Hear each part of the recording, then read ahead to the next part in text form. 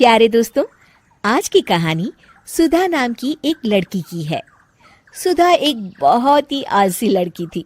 घर के काम करना तो दूर, वो एक गिलास पानी के लिए भी अपनी माँ पर निर्भर थी। अरे अब उठ भी जा नालायक, 10 बजे तक सोती रहती है। अरे कुछ तो घरेलू लड़कियों वाले लक्षण दिखा। सोने दो ना माँ, क्यों परेशान कर रही हो? अरे भाग्यवान, क्यों मेरी बिटिया को तंग कर रही हो? सोने भी दो इसे। लो, बाप बेटी दोनों एक जैसे हैं। देख लेना, आपकी ये लाडली ससुराल जाके हमारी नाक कटाएगी। मैं कहती हूँ अब भी वक्त है, अपनी ये आदतें सुधार ले, वरना ससुराल में तेरी सास कान खींच कर तुझे सीधा करेगी। वही तुझे सबक सिखाएगी।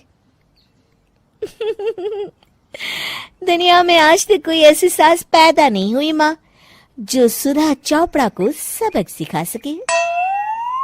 लेकिन होनी को कुछ और ही मंजूर था। सुधा की शादी एक ऐसे घर में हो जाती है जहां उसकी सास एक रिटायर्ड पुलिस वाली थी। अब कहानी में मजा आएगा। हाँ माँ, यहाँ सब बहुत अच्छा है। मेरे ससुराल के लोग भी ना बहुत मिलनसार हैं। ठीक है माँ, मुझे नींद आ रही है, फोन रखती हूँ माँ।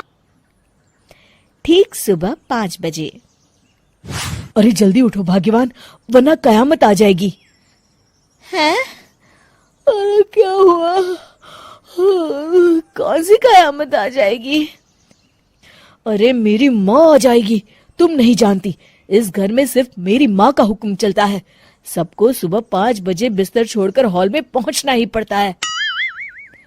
अरे अब इंसान क्या अपनी नींद भी पूरी नहीं करेगा? यहाँ मजाक चल रहा है क्या?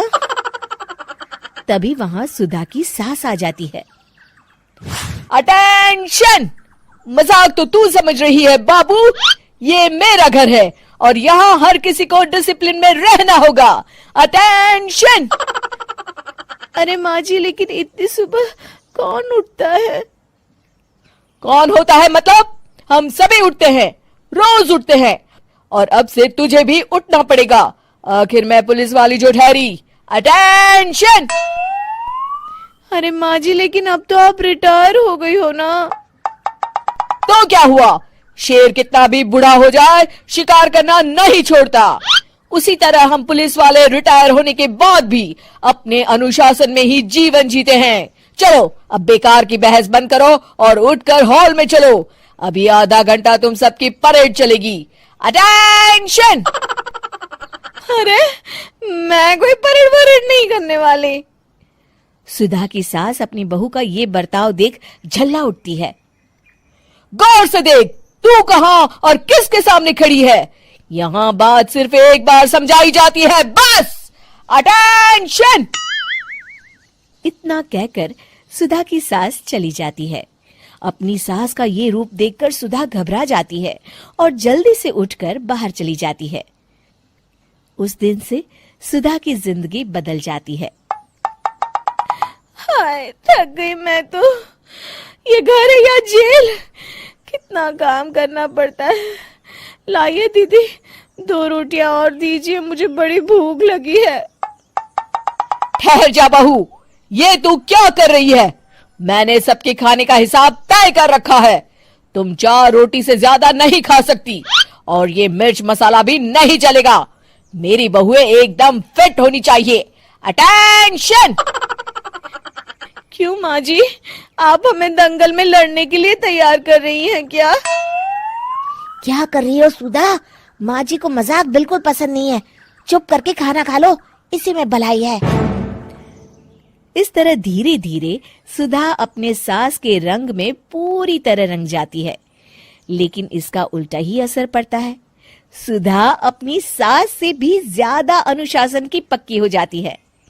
सुधा की सास तो सबको 5 बजे उठाती थी, लेकिन सुधा सबको 4 बजे ही उठा देती थी। दूसरी तरफ सुधा की सास की उम्र भी हो चलती है। माँ जी, आजकल आप सुबह उठने में बहुत आनाकानी करती हैं। मुझे ये सब बिल्कुल पसंद नहीं है।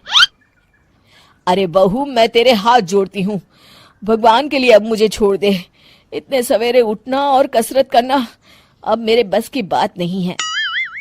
माँ जी, आप मैदान छोड़ के भाग रही हैं। आप तो पुलिस वाली हैं। अटेंशन। अरे अब कहाँ की पुलिस वाली, अब तो मैं रिटायर हो चुकी हूँ। बस बहुत हो गया, अब तुम सब जैसे चाहे वैसे जिंदगी जियो और मुझे भी जीने दो। अपनी सास को गिड़गिड़ाते देख सुधा मन ही मन मुस्कुराती है। इस तरह उस दिन के बाद से सुधा के ससुराल वाले एक सामान्य जीवन जीने लगते हैं।